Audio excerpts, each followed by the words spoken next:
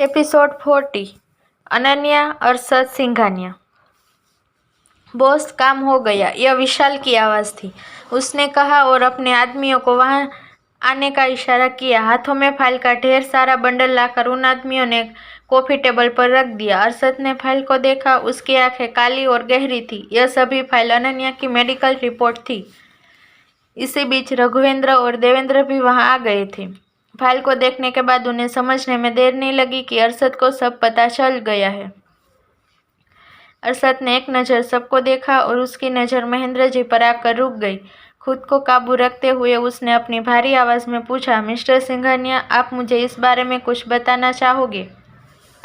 महेंद्र जी ने गंभीर अरशद को देखा। दोनों की आंखें मिली। महेंद्र जी की आंखों में पछतावा था। तो क्या इससे अरशद पिघल जाएगा? नहीं, बिल्कुल नहीं। वो भले ही उसके दादाजी थे, मगर उन्होंने उसके दिल के करीब, सबसे करीब और सबसे खास इंसान को दुख पहुंचाया था। उन्हें जवाब ना देता देख अरशद एकदम से सोफे से उठ गया। उसकी मुट्ठियां बंद थी और उसकी आंखें आग उगल रही थी। इससे पहले वो कुछ बोलता, सीढ़ियों से उतरते हुए रिवंश ने कहा, अरशद, अनन्या कहाँ है? तुमने उसे कहाँ छुपाया है? अब यह मत कहना वो कॉलेज में है, क्योंकि मैंने वहाँ पहले ही पता लगा लिया है। मैं उम्मीद करता हूँ तुमने उसे डांटा नहीं होगा। अगर तुमने उसे चोट पहुँचाई, दर्द दिया, तो मुझसे बुरा कोई नहीं होगा। तुम्हारी भलाई इसी में है। तुम मुझे सच सच बता दो। रिवांश की बातें अरशद का गुस्सा बढ़ा रही थी। हालांकि वो अपनी जगह पर खड़ा रहा। वहीं लिविंग रूम का माहौल बद से बदतर होता जा रहा था। कोई डरा हुआ तो किसी की आंखों में नफरत थी, कोई गुस्से में था तो किसी की आंखों में कई सारे सवाल थे। इन सभी के बीच एक बेपरवाह इंसान था जिसे सिर्फ अनन्या को देखना था, क्योंकि उसे अपने हैवान दोस्त पर बिल्कुल भी भरोसा नहीं था। लिविंग रूम में आते ही उसकी नज़र टेबल पर रखे फाइल्स पर गई। यह सब क्या है? उसने कहा और थोड़ा करीब जाकर देखा तो तब उसे समझ आया यह सारी मेडिकल रिपोर्ट है। मगर जैसे ही उसकी नज़र पेशेंट के नाम पर गई, उसकी आंखें बड़ी हो गई। उसने एक झटके से फाइल उठाई और पढ़ने लगा और उसका चेहरा पीला पड़ने लगा। उसने वो फाइल फेंकी और दूसरी उठा ली, फिर तीसरी, फिर चौथी। उसने लगभग 10-12 फाइल को देखा। उसे अभी भी भरोसा नहीं हो रहा था।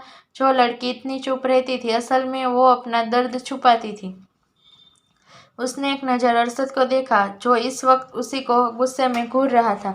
रिवांश की आगे कुछ कहने और पूछने की हिम्मत नहीं हुई। वो हताश होकर सोफे पर बैठ गया। अरशद ने पूछा, दादाजी, मैं आपसे आखिरी बार पूछ रहा हूँ, आपने इतना बड़ा सच मुझसे क्यों छुपाया? महेंद्र जी ने अरशद को देखा। उन्हें डर था कहीं अरशद अथर्व के साथ कुछ कर न दे। उन्होंने कहा, क्योंकि मुझे लगा यह ज़्यादा बड़ी बात नहीं है। कुछ सालों के ट्रीटमेंट के बाद वो अपने आप ठीक हो जाएगी। अरशद कड़वाहट से मुस्कुराया और कहा, कुछ सालों में? आपको पता है इस घटना को हुए कितने साल हो चुके हैं? महेंद्र जी ने अपना सिर झुका लिया। अरशद उनके पास गया और आगे कहा, 16 साल। 16 साल पहले आपके एक पोते ने एक 7 साल की बच्ची को ऐसा गहरा जख्म दिया था जिसके दर्द में वो आज भी तड़प रही है, और आपको उसके दर्द से ज़्यादा इस बात की परवाह है कि कहीं मैं उसे दर्द देने वाले को नुकसान ना पहुंचा दूं। क्यों? अरशद चिल्ला नहीं रहा था, मगर उसके गुस्से उसकी आवाज़ से पता चल रहा था।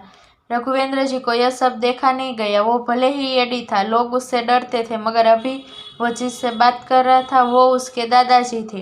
क्या उसे उनसे वेल मैनर्ड में बात नहीं करनी चाहिए? उन्होंने गुस्से में कहा, अरशद, तुम्हें पता भी है तुम किससे बात कर रहे हो? अरशद ने कहा, शायद मेरी याददाश्त कमज़ोर हो गई है, इसलिए मैं भूल गया हूँ मैं किससे बात कर रहा हूँ। क्या आप मुझे बता सकते हैं आप कौन हैं और मुझे किससे कैसे बात करनी चाहिए? वो उनका मजाक उड़ा रहा है। यह समझते हुए उन्होंने गुस्से में चिल्लाकर कहा, तुम मेरा मजाक उड़ा रहे हो? अपने पिता का मजाक उड़ा रहे हो? बदतमीज लड़के, क्या तुम अपनी सारी तहजीब भूल चुके हो? अरशद का दिमाग पहले से ही बहुत खराब था। उसने रघुवेंद्र जी को जलती आंखों से देखा। कोई कुछ समझ पाता इससे पहले अरशद ने हाथ आगे बढ़ाया और अथर्व की गर्दन पकड़ ली। किसी को समझ नहीं आया अचानक से यह क्या हुआ। अथर्व खुद भी इन सब से हैरान था। वो अरशद की पकड़ से अपनी गर्दन छुड़ाने की कोशिश करने लगा, मगर अरशद की पकड़ ऐसी थी जैसे वो अथर्व की जान लेकर रहेगा। अथर्व का चेहरा पीला पड़ने लगा। अरशद अथर्व से कई गुना ज्यादा ताकतवर था। अथर्व के सारे प्रयास विफल हो रहे थे। अरशद, यह क्या कर रहे हो? छोड़ो उसे, महेंद्र जी ने कहा और अथर्व को छुड़ाने के लिए आगे आने लगे। तभी अरशद ने अपना दूसरा हाथ आगे करके उन्हें रोक दिया। अरशद, यह क्या पागलपन है? वो तेरा दुश्मन नहीं है, भाई है, अभी छोड़ उसे, मीनाक्षी जी ने कहा। वो बहुत घबराई हुई थी और आगे जाना चाहती थी, मगर अरशद के आदमियों ने उन्हें रोक लिया। रघुवेंद्र जी को भी बहुत गुस्सा आ रहा था। वो भी अरशद पर चिल्लाते हुए बोले, अरशद, यह क्या बेहूदगी है? अब क्या तुम उसकी जान लेकर मानोगे? अरशद और ज्यादा बेकार की बातें नहीं सुनना चाहता था। वो चिल्लाया और कहा, अगर किसी ने एक शब्द भी मुंह से निकाला तो अगले पल इसकी लाश जमीन पर पड़ी मिलेगी। यह कहते हुए उसने महेंद्र जी को देखा और अथर्व को पीछे धकेल दिया और आगे कहा, अगर आप अपने लाडले को जिंदा देखना चाहते हो तो बताइए मुझे, आपने मुझे इतना बड़ा धोखा क्यों दिया? क्यों छुपाया मुझसे इसके बारे में? क्या मैंने आपको नहीं कहा था वो मेरी जिंदगी है, मेरी जीने की वजह है? अगर उसे एक खरोच भी आई तो मैं सब कुछ बर्बाद कर दूंगा। क्या मैंने आपसे नहीं कहा था वो एक लौती ऐसी इंसान है जिसके लिए मैं कुछ भी कर सकता हूँ, अपनी जान दे सकता हूँ और वक्त आने पर दूसरों की जान ले भी सकता हूँ? क्या मैंने यह नहीं कहा था वो मेरी क्वीन है जिसकी जिम्मेदारी मैं आपको देता हूँ, मगर उसे कोई तकलीफ नहीं होनी चाहिए? फिर आपने उससे जुड़ी इतनी बड़ी बात मुझसे क्यों छुपाई? अरशद ने यह सारी बातें तब कही थी जब वो महज 14 साल का था। उसने अनन्या की जिम्मेदारी महेंद्र जी को दी थी क्योंकि वो उस वक्त उम्र से बच्चा था। वो रुका नहीं और आगे कहा, बेटे ने उस मासूम की माँ की जान ली, उसे बचपन में अनाथ कर दिया। पोते ने उसे ऐसा जख्म दिया जिसके दर्द से वो आज तक उभर नहीं पाई और दादाजी यह सब छुपाते रहे ताकि उनका पोता आराम से अपनी जिंदगी जी सके। महेंद्र जी को उसकी बातें कांटे की तरह चुभ रही थी। उन्होंने कहा, तुम भूल रहे हो, वो बेटा तुम्हारा पिता है, वो पोता तुम्हारा बड़ा भाई है और वो दादा तुम्हारा भी दादा है। इतना कह उन्होंने अरशद को देखा और आगे कहा, मैंने उस लड़के के बारे में तुम्हें नहीं बताया क्योंकि मैं जानता था सच जानने के बाद तुम हम सबको छोड़कर चले जाओगे। मैंने उस लड़की के बारे में छुपाया क्योंकि मैं नहीं चाहता था दो भाइयों के बीच कांटे की दीवार बने। मैंने उस लड़की के बारे में तुम्हें नहीं बताया क्योंकि मैं उसे तुम्हारे साथ नहीं देखना चाहता था। मैंने सोचा था वक्त के साथ तुम्हारा लगाव उससे कम हो जाएगा और मैं उसे हमेशा के लिए तुम्हारी जिंदगी से दूर कर दूंगा। यह सब सुनकर अरशद ने दांत दबा लिए और शांत रहा। महेंद्र जी ने आगे कहा, तुम खुद भी जानते हो वो तुम्हारे काबिल नहीं है। तुमने उसे अपने पास रखा, उसे अपने जैसा बनाना चाहा, मगर क्या ऐसा हुआ? वो टैलेंटेड है बेशक, उसमें बहुत सी खूबियाँ है, वो दिखने में अच्छी है, लेकिन वो सिंघानिया परिवार की बहू बनने के लायक नहीं है। वो सिर्फ तुम्हारी रखेल बनकर रह सकती है, उसकी यही औकात है। जैसे तुम आज तक उसे दुनिया से छुपाते आए हो वैसे ही तुम उसे आगे भी छुपाते रहोगे क्योंकि वो उसी के लायक है। वो एक रखेल की बेटी है। पहले उसकी माँ ने एक भरा पूरा परिवार बर्बाद किया और अब वो उसी रास्ते पर चल रही है। लेकिन याद रहे, मैं कभी उसके इरादों में उसको कामयाब नहीं होने दूंगा। आज महेंद्र जी ने वो कड़वे शब्द कह दिए जो अनन्या के प्रति उनके मन में शुरू से ही थे। उनकी बातें कड़वी नहीं, जहरीली थी। उनके कहे शब्द किसी का भी दिल तोड़ सकते थे। अरशद को सच में उम्मीद नहीं थी उसके अपने परिवार के लोग उसकी आन्या के बारे में ऐसी सोच रखते हैं। जो जानता था उसकी फैमिली उसे पसंद नहीं करती, मगर इतनी कड़वाहट तो कोई गैर के लिए भी नहीं रखता। फिर वो तो उनके साथ पिछले 16 साल से रह रही थी। अरशद को आज अपने आप से घिन आ रही थी। उसे पछतावा हो रहा था अपने उस फैसले पर जब वो वापस अनन्या को लेकर पैलेस में आया था। उसने अपने सामने खड़े आदमी को देखा।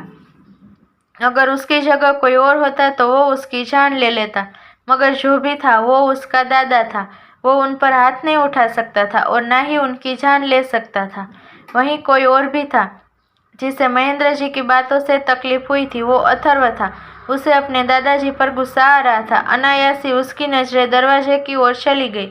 वहां अनन्या डेनियल के साथ खड़ी थी। उसके होठ के कोने खुले और उसके मुंह से उसका नाम निकला, अनन्या, और अपने होठ काट लिए। उसकी आवाज़ सुनकर सबने दरवाजे की ओर देखा। वहां अनन्या डेनियल के साथ खड़ी थी। वो शांत थी, जैसे उसे महेंद्र जी की बातों से कोई फर्क नहीं पड़ा हो। अरशद ने उसे देखा। उसे अपने दिल में दर्द महसूस हुआ। एक तरफ उसकी फैमिली थी और दूसरी तरफ वो लड़की। वो दोनों से ही बहुत प्यार करता था। पूरी दुनिया उससे डरती थी, उसके सामने सिर झुकाती थी, मगर आज वो खुद लाचार था। ऐसा नहीं था कि वो कुछ कर नहीं सकता था, वो कर सकता था। वो अपने परिवार को इस एक गलती के लिए बर्बाद कर सकता था, मगर क्या यह सही होता? नहीं। उसकी फैमिली कैसी भी थी, मगर वो उसी परिवार का बेटा था। उसके अपने कुछ फर्ज थे।